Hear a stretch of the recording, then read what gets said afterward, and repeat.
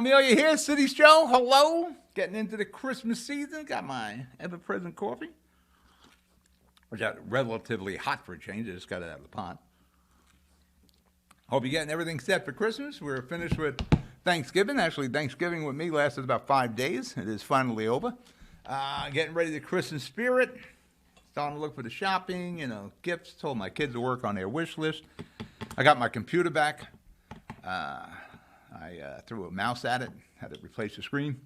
Got that back. Now I just got to figure out how to get my printer connected to it.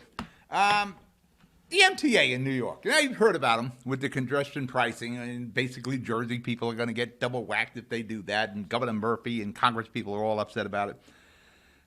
The MTA swims in red ink. They're probably worse than New Jersey Transit. And one of the problems we have with transportation is we don't have the real cost of a ride or a ticket on a bus or a train or a light rail. MTA swims in red ink. They just got $15 billion over the last 2 years, and they still are swimming in red ink. They're looking for $600 million right now, plus $1 billion a year from anyone they can get it from. Anywhere in New York, New Jersey, wherever they can get that money from. This is a bottomless money pit, the MTA. And it goes with all our transportation. We kind of got out of the mode of transportation at least should be somewhere around break even, not subsidized to the amount that the ferries are, the trains, the buses, the light rails are. They should at least be able to break even or at least be close to it without digging into your pockets. You're already paying the fare. Now they're digging into your tax money, and you're digging into people who don't even take the trains or the buses pay for this. And this is the group that is so financially desperate that they want the congestion pricing, which New Jersey would have to pay for. They are in serious money trouble. Somebody has to look at the MTA in New York before they start looking to Jersey to pay. Here's a $15 billion in 2 years, and they're still in red ink. That's astonishing. All right, we're going to break for commercial. You're watching The City Show. I'll be right back. Jersey City Medical Center is healing, enhancing, and investing in Hudson County because your heart doesn't beat just for you. So get it checked. When your bones are healthy, it lifts us all. We're delivering joy daily in our Lord Abbott Maternity Wing and providing New Jersey's only NCI-designated comprehensive cancer center. We'll continue building our medical network and taking every precaution for your safety so that we can all be healthy together. Burns Brothers Memorials, Monuments, and Markers, 787 Tunley Avenue, Jersey City. Hudson County's only monument maker, serving all faiths and cemeteries. Design, studio, and large inventory on site. Cemetery inscriptions and custom orders welcome. Burns Brothers Memorials, Monuments, and Markers, 787 Tunley Avenue, just south of Secaucus Road. Craftsmanship that will last for all eternity. Burns Brothers, Jersey City, Albert H. Hopper, North Arlington. Visit us on the net.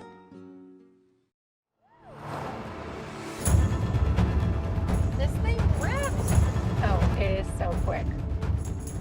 There's a lot of punch packed into this Bronco Sport. It's got a ton of horsepower. I love it. All right, now we're getting hairy. Now we're getting the fun stuff. Yeah. I like how we can get over or around almost anything. Yeah, I dig your ride. I super dig it. It's gonna be a good day. Consumer Carpets, 3408 Kennedy Boulevard in the Jersey City Heights. Your one-stop store for residential and commercial floor treatments. Carpeting, linoleum, tiles, laminates, hardwood floors, area rugs, remnants. All major brands, all in stock. Free estimates, same-day installation. Consumer Carpets, it's savings, selection, installation. Credit cards and debit cards accepted. Financing available. Consumer Carpets, price to fit your budget, installation to fit your schedule. On the net at consumercarpets.com. Consumer Carpets, Jersey City, 201-792-2712. City Show, Pat O'Melia here. You there? Don't forget everything on the bottom of the screen. Love us on Facebook. Subscribe to us on YouTube. Follow us on Twitter and Instagram and Vimeo live stream. Getting back to the MTA before I get into the Hudson County politics. Think about that. All that money, and they're still swimming in red ink. And it's not like there's some huge improvements on the MTA either. You take your life in your hands getting on the trains there. And I got to get into this thing with the East River Tunnel. that it was originally estimated to be like $2 billion, and it's like up to almost $13 billion. There is no respect for money, your money. And like I said, with all it's the same thing with New Jersey Transit here, especially when you look at Hudson County, Jersey City in particular. We have one bus line. That's it, New Jersey Transit. They ran everybody else because there was no respect for money. They didn't care what it cost to run the buses. We're a private industry. There's a concern. Because no matter what happened with New Jersey Transit or the MTA, they need money. They're going to get it from you. Even if you don't utilize that service, you're going to pay for it. So at least with public transportation, they should at least be somewhere near break even. All right, Hudson County politics. Couple of things. Senator Sandra Cunningham, boss lady. Go back a long way with Sandy, since when Glenn was elected the mayor of Jersey City. She is taken ill, and it looks like it's pretty serious. Yeah, it's kind of tight-lipped on what's going on with Sandy.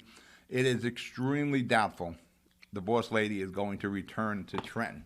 And there's talk about her resigning and someone filling in a spot. I don't know if she's going to resign. I don't know how sick she is. The last time she was really active, as we understand it, in Trenton was like in July.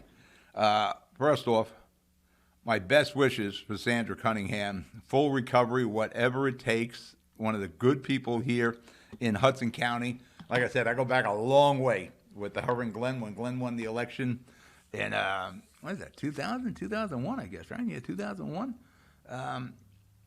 It was kind of like for a moment there was a Camelot in Jersey City. We had Glenn and Sandy. They were running all over the city. Glenn was probably, of all the mayors I've dealt with over the years, Glenn, I started with the Jersey City talking show when Brett Schindler was the mayor. There was no mayor who really wanted to be the mayor more than Glenn Cunningham. And that's Brett, my old buddy, Jeremiah Healy, I've known for like 40 years, Steve Phillip. They're all fine mayors, but there was that one guy who really embraced being the mayor, and that was Glenn D. Cunningham. Yeah, he enjoyed it. He would be at all the meetings. I remember him with the parking authority. One of my favorite stories with Glenn, it was the supermarket at the MLK Hub. And Glenn was doing all he could to keep this supermarket alive. And he was trying to funnel whatever money he could get into this supermarket to keep it functioning, to keep the area. He needed a supermarket in the area. Turned out the guy was taking the money and he was opening another supermarket, I think in Brooklyn. So we're up there. Around this time of year, too, it was December. It was freezing. We were up there. And, Glenn was a Jersey City guy. He was a cop. He was marshal. He was a Hudson County cop. He was a lot of law enforcement. But he was a Jersey City street guy. And he had no problem using his hands if necessary. He wants to beat the hell out of this supermarket guy. And Gene Drayton's there, and it is freezing. Sandy's in the car. And I'm trying to get Glenn. I don't even know why the hell I'm up there, but I'm with these guys. And I'm trying to get Glenn out of here because I know Glenn is going to throw. He is going to fist fight here. I'm trying to get him out of there. And then Gene Drayton's like, don't worry about it. Let's get him out of here. He hits this guy. He's the mayor of Jersey City. I had to go to the car and get Sandy. I mean, it was like zero. Sandy, get out of the car. You got to get Glenn out of here before Glenn starts swinging with this guy. It was a great time in Jersey. Unfortunately, Glenn passed away way too soon. It was a great time. And Sandy, he was mayor and state senator, which all our mayors should have the option to be a state senator, assembly person. We can use that kind of experience in Trenton. Basically, Sandy followed Glenn. In 2007, I think it was, she becomes the state senator. Joe Doria was the seat warmer when Glenn passed on as state senator, and Sandy has served since then. Made a lot of improvements. We got a lot of bills passed in Trenton. Sandy's done a great job, but now it doesn't look like she's going to be coming back. Who is in the lineup to replace Sandy as state senator? Well, you look at Angela McKnight. She's the assemblywoman serving the 31st District. Certainly, she should be one of the first people. Jerry Walker, he's a Hudson County Commissioner from Jersey City. He certainly is in the mix. Bill O'Day, my buddy. He's in the mix there. You're going to have to look at people like Joyce Waterman, the council president, Denise Ridley in Jersey City, at that end of the city in Ward A. All of them would make an excellent choice. Now, the choice basically is going to come down to Mayor Steve Fulop. It's the biggest. There's 3 mayors involved in the 31st district. You know, Bayonne, all of Bayonne is in the 31st. That's Jimmy Davis. A good portion of 31st is in Jersey City with Steve Fulop. And with the redistricting, part of it is now, a small part is in Kearney with Mayor Al Santos. This is pretty much going to be a Steve Fulop decision if Sandy does resign. As it stands right now, what we're hearing is she is not going to resign. If she can make a comeback and get her health in order, she shouldn't resign. She should continue to be the state senator, get herself better, rehabilitate, and get back to Trenton. Well, we'll pick this up on the flip side. You're watching The City Show. We'll be right back. Jersey City Medical Center has a passion for heart health. We're Hudson County's only full-service heart hospital with innovative technologies and premier cardiovascular physicians, a partnership with Rutgers Health, the latest technology and medical advancements, and nationally renowned care for every heart in every community. Whoever your heart beats for, our hearts beat for you. Jersey City Medical Center. Good Friend Self Storage in North Bergen, New Jersey is a fully climate-controlled facility equipped with state-of-the-art security, packing supplies, a Refer a Friend program, and multiple loading docks convenient for commercial use. Located just off of Route 3 at 4301 Tunnelly Avenue, Route 1 and 9. Call 201-867-2444 or visit us on the web today. Good Friend Self Storage. Let us be your good friend. Panapinto Properties, Jersey City, shaping the workplace with state-of-the-art office spaces and addresses your company desires. Building residences that define your home environment, adjacent to all modes of transportation with on-site parking available. The right address, the right lease. Call 201-521-9000 or visit online at panapintodevelopment.com. Panapinto Properties, building Jersey City for everyone. We're back, City Show. Pat O'Meara here. Let's finish up with Sandy again. Best wishes for a full recovery, boss lady. One other thing, they're talking about John Manella. He is the chief of staff for Mayor Steve Fulop as possibly being a seat warmer until we can get an election going for the state senate in the 31st district. We'll see how this all plays out, but first and foremost, Sandy makes a full recovery. Hopefully that is what will occur, and we don't need any seat warmers. Staying with politics in Hudson County, what's shaping up to be an interesting one is in West New York. Yeah, there is a West New York. You don't hear much about it. Once you get past the Coach House, all you think is Union City and North Bergen. But no, a little further down the road is West New York. And our congressman, the seat of congressman right now, Albio Series, he's not running for re-election, Rob Menendez Jr., will be taken over in January. Albio wants to return to his old job where he was the mayor of West New York. I think he served up until, 2007. He went to Washington. Now, he would like to return to his old job. One of the commissioners, I think Cosmo Crillo has been a commissioner there, and I know Cosmo a long time. He's been a commissioner, I guess, about 8 years now.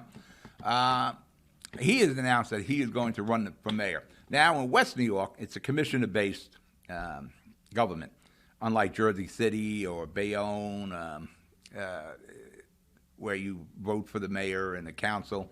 You will vote for the 5 commissioners. And just maybe to an hour before taping here today, I was thinking about how this would work out election-wise, because keep in mind, in West New York, there is one other factor floating around in there, and that is Dr. Felix Roque. Dr. Roque was the mayor of West New York for 2 terms. Hard to win that 3rd term, and he didn't win that 3rd term. He is considering making a run. And again, you got to win commissioner before you can become mayor. The commissioners pick the mayor. But it would basically be a 3-way dance between Albio, Cosmo Crillo, and Dr. Felix Roque. And they're all run for commissioner. And from those 3, it'll be interesting. Because with Dr. Roque, again, he was the mayor for 2 terms.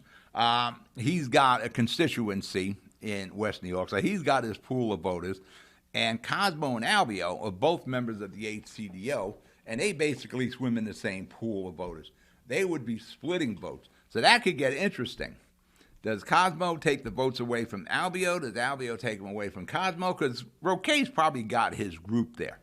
I would think if it's Albio, Cosmo, and Dr. Roquet, I'm pretty certain 2 out of those 3, maybe the 3 of them, get elected for commission. And boy, would that be an interesting commission meeting with Albio, Dr. Roquet, and Cosmo Crillo. But you see how this plays out in West New York. And we don't really, like I said, we don't really pay a lot of attention to West New York. And what's interesting, like I said, with the commission is it's the top 5 vote getters. There's no runoff. Because I was thinking, I'm working on this morning, because Cosmo just made the announcement last week. And again, being the Jersey City, I've covered a lot of elections. In Jersey City, we have, the mayor and the council, and all our council runs at the same time. Council at large, council, ward council, then the mayor, and we have runoffs. But in the commissioner base, it's the top 5 vote getters in West New York. And they become the commissioners, and then they have a meeting. And out of those, I think there's 5 commissioners in West New York. Out of those 5, they decide who the mayor is, and then those commissioners all become department heads. Somebody will head Department of Finance, somebody will head up the Department of DPW, and so forth and so on. It will make for an interesting election. People like myself, John Hines, from Hudson County View, we live for this. Fernando, Rebay, this is what we live. We need an election that'll have some juice, and the West New York one will certainly give us the juice. Now, next year, you also have the election in North Bergen.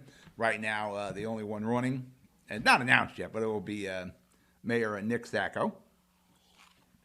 I'm sure perennial opposition to Nick will arrive.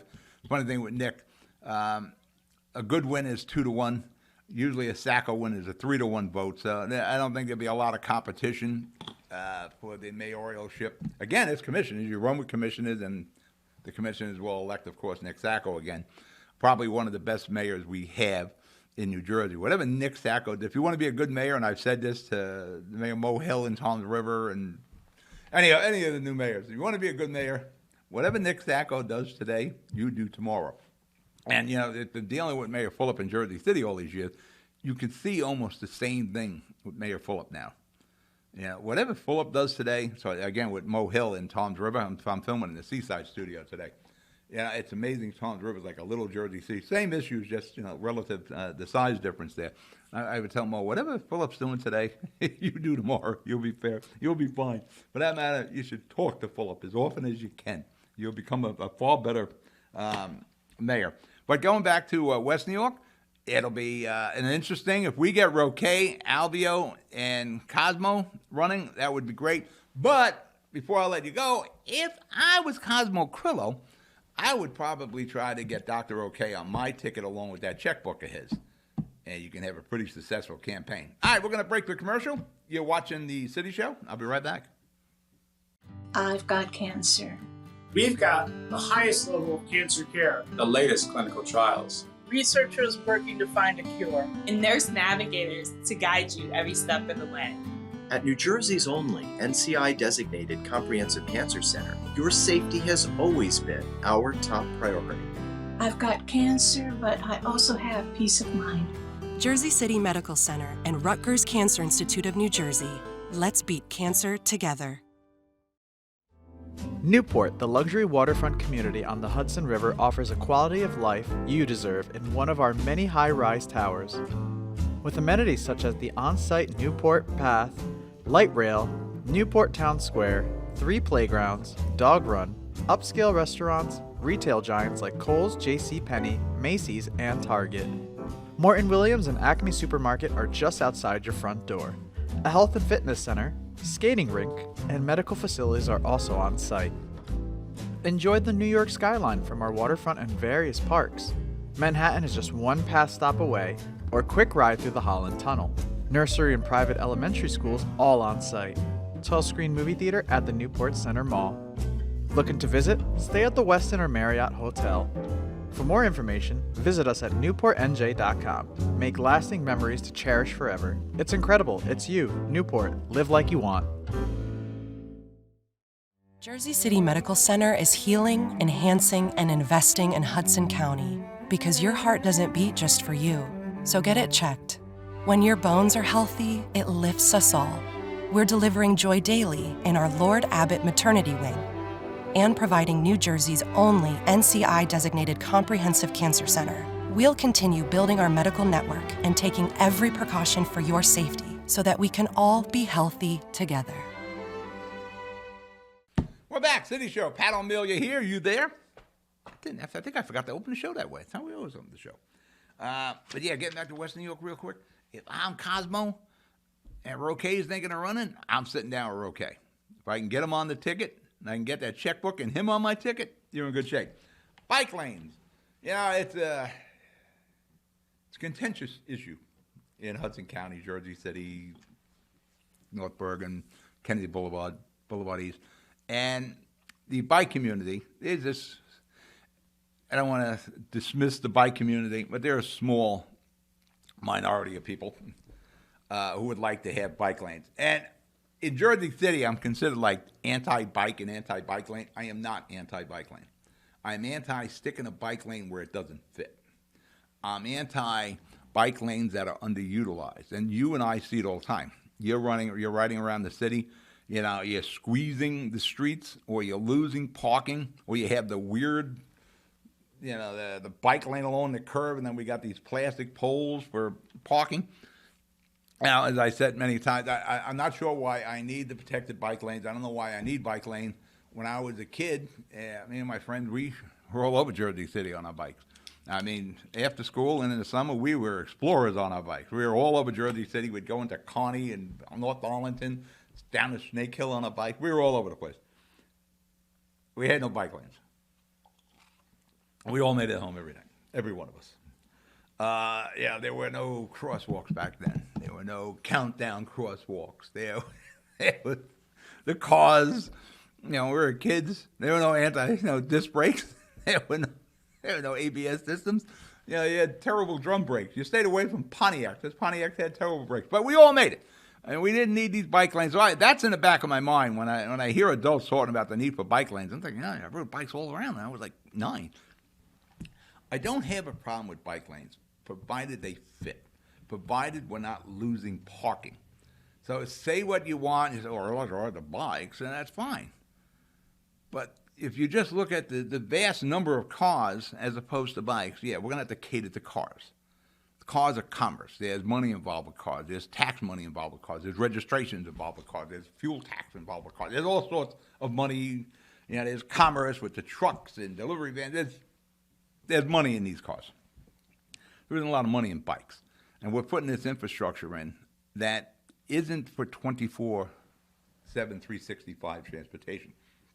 As I said many times, if it's snowing out, you're not biking. If it's raining out, you're not biking. If it's icy out, you're not biking. If there's snow on the ground, you're not biking.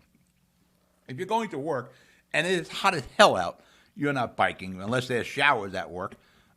It's just not a practical. I have no problem with bike lanes for recreational, but when you try to put it in and lock it down as a mode of 24/7, 365, there's the problem because they're just not utilized that much.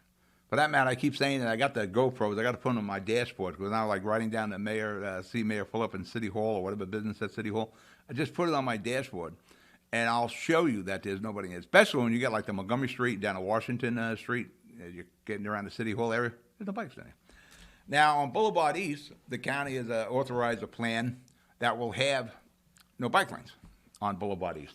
And again, it's a tight road. It's 2 lanes on each side. Same thing with Kennedy Boulevard. I don't see how you would put a bike lane on Kennedy Boulevard.